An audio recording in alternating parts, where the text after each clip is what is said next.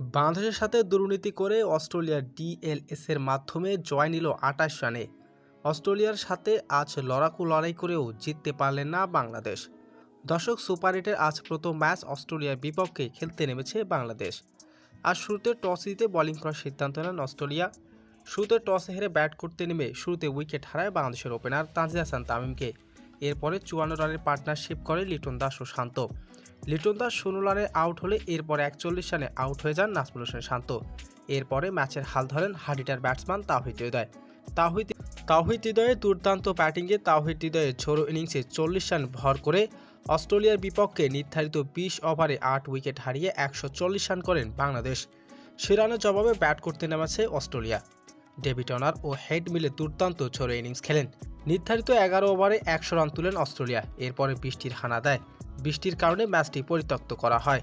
এরপর ডিএলএস এর মাধ্যমে আইন অনুযায়ী অস্ট্রেলিয়াকে ২৮ রানে জয় তুলে দেয় আইসিসি। আর অস্ট্রেলিয়ার বিপক্ষে সুপার ৮-এর প্রথম ম্যাচ জিতা হলো না বাংলাদেশের।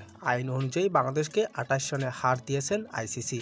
তো দর্শক, জানিয়ে দিন আপনার মূল্যবান মতামতটি। অস্ট্রেলিয়ার বিপক্ষে কি বৃষ্টি না হলে বাংলাদেশ ম্যাচটি জিততো?